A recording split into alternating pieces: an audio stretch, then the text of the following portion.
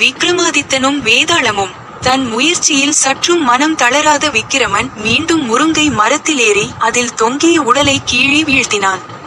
பின்னர் கீழே இறங்கி அதை தூக்கிக் கொண்டு மயானத்தை நோக்கிச் செல்லுகையில் அதனுள்ளிருந்த வேதாளம், மன்னா, உன்னுடைய கடும் முயற்சிகளை பார்த்தால் ஏதோ ஒரு சாதாரண விஷயத்திற்காக நீ இத்தனை பாடுபடுகிறாய் என்று தோன்றவில்லை.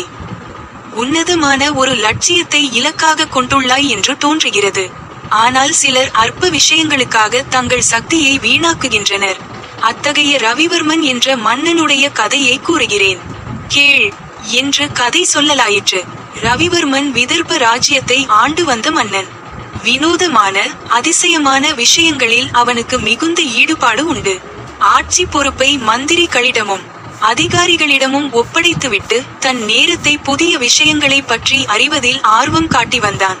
அவ்வப்போது மந்திரிகளை அழைத்து ராஜ்யத்தை பற்றி விசாரிப்பதுண்டு. அவர்கள் ராஜ்ய நிர்வாகம் சீராக நடப்பதாகவும் குடிமக்கள் மகிழ்ச்சியுடன் இருப்பதாகவும் கூறுவதை கேட்டுவிட்டு திருப்தி அடைந்து வந்தான். ஒரு சமயம் மகாபாரதத்தில் மயன் நிர்மாணித்த அற்புதமான மாளிகையை பற்றி கதை கேட்டபோது மன்னனுக்கு தன் ராஜ்யத்தில் நடக்கும் வினோதமான விஷயங்களை பற்றி அறிய அவா உண்டாயிற்று. உடனே தனது முதன் மந்திரியை அழைத்து அடுத்த பௌர்ணமியன்று சபையை கூட்ட வேண்டுமென்றும் அன்று நாட்டின் பல வினோதமான விஷயங்களை பற்றி கூறுபவர்களுக்கு பரிசு அளிக்கப் போவதாகவும் அறிவித்தான். அவ்வாறே பௌர்ணமி தினத்தன்று சபையில் பெருங்கூட்டம் கூடியது. மன்னர் தன் ஆசனத்தில் அமர்ந்தவுடன் முதலில் கோபி என்ற விவசாயி முன் வந்தான். மன்னை வணங்கிவிட்டு அவன் தான் கொண்டு வந்த பெட்டியை காட்டினான். பின்னர், மகாராஜா, சில ஆண்டுகளுக்கு முன் ஒரு நாள் நான் என் வயலை உழுது கொண்டிருக்கையில் எனக்கு இது கிடைத்தது. அதை திறந்து பார்த்ததில் உள்ளே ஒரு கருங்கல் இருந்தது. பெட்டியை திறந்தவுடன் திடீரென பகல் பொழுது மறைந்து இருள் சூழ்ந்தது. பெட்டியை மூடியவுடன் மீண்டும் இருள் நீங்கி பகலாகியது. பெட்டிக்குள் இருந்த கல்லில் தான் ஏதோ மாயசக்தி உள்ளது என்று எனக்கு தோன்றியது. இது பகலை இரவாக்கிவிடும் தன்மையுடையது என்று சொல்லிவிட்டு பெட்டியை மன்னரிடம் தந்தான். உடனே ரவிவர்மன் பெட்டியை திறந்து பார்க்க திடீரென பகல் இரவாகியது. பெட்டியை மூடியவுடன் இருள் மறைந்து விட்டது. ஆகா, இந்த கருங்கல் ஒரு நம்ப முடியாத உண்மை என்று பாராட்டி விட்டு கோபிக்கு 1000 பொற்காசுகள் தந்தார். அடுத்து ரத்னாகரன் என்ற வியாபாரி முன் வந்தான். மன்னனை வணங்கிய பிறகு அவன், மகாராஜா, ஒரு நாள் இரவில் என் வீட்டு தோட்டத்தில் நான் உலவிக் கொண்டிருந்தபோது வானில் ஓர் அதிசய காட்சியை கண்டேன்.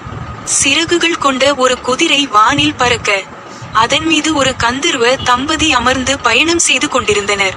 அப்போது அந்த பெண்ணின் கூந்தலிலிருந்து ஒரு பூ கீழே விழுந்தது. அடுத்த கணம் என் தோட்டம் முழுவதும் அந்த பூவிலிருந்து வீசிய நறுமணத்தினால் நிறைந்தது. உடனே அதை எடுத்து நான் பூசையறையில் வைத்தேன். என்ன அதிசயம் தெரியுமா? அந்த பூ இன்று வரை வாடவில்லை என்று மன்னனிடம் ஒரு தந்த பேழையை நீட்டினான். அதை ரவிவர்மன் ஆர்வத்துடன் திறந்து பார்க்க அதனுள் ஒரு பூ இருந்தது. அதிலிருந்து வீசிய நறுமணம் சபை முழுவதும் சூழ்ந்தது. இது நிச்சயம் கந்தர்வலோக மலர்தான். இதுவும் ஒரு நம்ப முடியாத உண்மை என்று புகழ்ந்த மன்னன் ரத்னாகரனுக்கு ஒரு முத்துமாலையை பரிசாக அளித்தான். அடுத்து கோபால் சர்மா என்ற பண்டிதர் முன் வந்து, மகாராஜா, என்னிடம் ஓர் அபூர்வ நாணயம் உள்ளது. அதை தொட்டால் பழைய விஷயங்கள் அனைத்தும் நினைவிற்கு வரும் என்று அந்த நாணயத்தை மன்னனிடம் தந்தார். அதை தொட்டவுடன் பழைய சம்பவங்கள் அனைத்தும் மன்னனுக்கு ஞாபகம் வர உடனே ஒரு தங்க மாலையை சர்மாவிற்கு பரிசு அளித்தான். அதற்கு பிறகு கம்பீரமான தோற்றம் கொண்ட ஓர் இளைஞன் முன் வந்தான். அவன் மன்னனை நோக்கி, மகாராஜா, என் பெயர் சிவதாஸ். நான் பிரதான வாயில் வழியே தர்பாரில் நுழையவில்லை. பின் எந்த வாயில் வழியாக வந்தேன் தெரியுமா என்று மன்னரையே கேள்வி கேட்டான். எந்த வாயில் வழியாக என்று ரவிவர்மன் ஆவலுடன் கேட்டான். நான் லஞ்ச வாயில் வழியாக வந்தேன் என்று அவன் கூறியதும் மன்னன் திடுக்கிட்டான். லஞ்ச வாயிலா? அது என்ன என்று மன்னன் கேட்டான். மகாராஜா, வினோதமான பொருட்களை தங்களிடம் காட்டி வெகுமதி பெற வந்தவர்கள் ஒவ்வொருவரிடமும் தங்களுடைய தர்பாரின் பிரதான வாயில் காவலர்கள் 10 பொற்காசுகள் லஞ்சம் வாங்கியிருக்கிறார்கள். நானும் அவ்வாறு லஞ்சம் கொடுத்த பிறகுதான் தர்பாரில் நுழைய அனுமதி கிடைத்தது. அப்படியிருக்க தங்கள் தர்பாரின் நுழைவு வாயிலை லஞ்ச வாயில் என்று அழைப்பதில் என்ன தவறு என்று பயமின்றி பேசினான் அந்த இளைஞன். என்ன என்று துள்ளி குதித்த மன்னன், என் காவலர்கள் லஞ்சம் வாங்குகின்றனரா என்னால் நம்ப முடியவில்லை என்று அதிர்ச்சியுடன் கூறினான். மகாராஜா, உங்களால் நம்ப முடியவில்லை என்றா சொன்னீர்கள்? ஆம், அது நம்ப முடியாத உண்மைதான். நீங்கள் ஆட்சி பொறுப்பை ஒப்படைத்துள்ள அதிகாரிகள் அனைவரும் பொதுப்பணத்தையும் குடிமக்களிடமிருந்து வரி என்ற பெயரிலும் லஞ்சமாகவும் பணத்தை கொள்ளையடிக்கின்றனர். ஆனால் இவை எதுவுமே உங்களுக்கு தெரியாது. அந்த நம்ப முடியாத உண்மையை எடுத்துரைப்பதற்காகத்தான் நான் இங்கு வந்தேனே தவிர உங்களிடம் பரிசு பெறுவதற்காக அல்ல என்று இளஞ்சிங்கம் போல் கர்ஜித்தான். பல நாட்களாக தெரியாத ஓர் உண்மையை தெரிந்து கொண்ட அதிர்ச்சியிலிருந்து மீளுவதற்கு ரவிவர்மனுக்கு சில நிமிடங்கள் ஆயின. மந்திரிகள், அதிகாரிகள் அனைவரும் தலை குனிந்தனர். தன் சிம்மாசனத்திலிருந்து எழுந்து வந்த ரவிவர்மன் இளைஞன் சிவதாசை அணுகி, இப்போது நீ கூறிய விஷயம்தான் மிகவும் நம்ப முடியாத அதிசயமான உண்மை என்று கூறி தன் கழுத்தில் இருந்த வைரமாலையை அவனுக்கு அணிவித்தான். அதைத் தொடர்ந்து உன்னை என் பிரதம ஆலோசகராக நியமிக்கிறேன் என்றும் அறிவித்தான். இந்த இடத்தில் கதையை நிறுத்திய வேதாளம், மன்னா, ரவிவர்மனின் இந்த செயலை பற்றி நீ என்ன நினைக்கிறாய்? மிகவும் அதிசயமான விஷயங்களை சான்றுடன் காட்டுபவர்களுக்கு பரிசு அளிப்பதாக அறிவித்தான். கோபி கொண்டு வந்த கருங்கல் ஓர் அதிசயமான பொருள். ரத்னாகரன் கொண்டு வந்த கந்தர்வலோக பூ மகா அதிசயமான பொருள். சர்மாவின் நாணயமும் அப்படியே.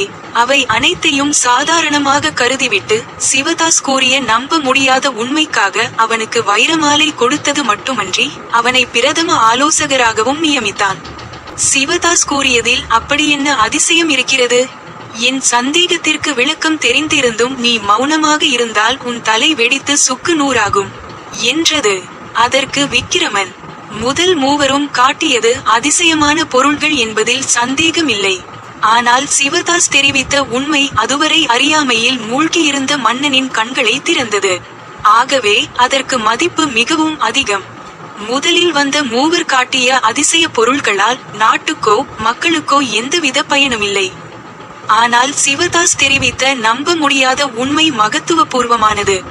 நாட்டில் மன்னனுக்கு தெரியாமல் நடைபெறும் அநீதியை அவனுக்கு உணர்த்த தைரியமாக முன்வந்தான். தான் செய்ய தவறிய விஷயத்தை தக்க சமயத்தில் எடுத்துரைத்து அதை மன்னனால் நம்ப முடியாத உண்மை என்று காட்டிய சிவதாஸ் மீது மன்னன் பெருமதிப்பு கொண்டு அவனுக்கு உயர்ந்த பரிசும் பதவியும் வழங்கினான் என்றான். விக்கிரமனது சரியான பதிலினால் அவனது மௌனம் கலையவே அவன் சுமந்திருந்த உடலிலிருந்த வேதாளம் உடலுடன் பறந்து சென்று மீண்டும் முருங்கை மரத்தில் ஏறிக்கொண்டது.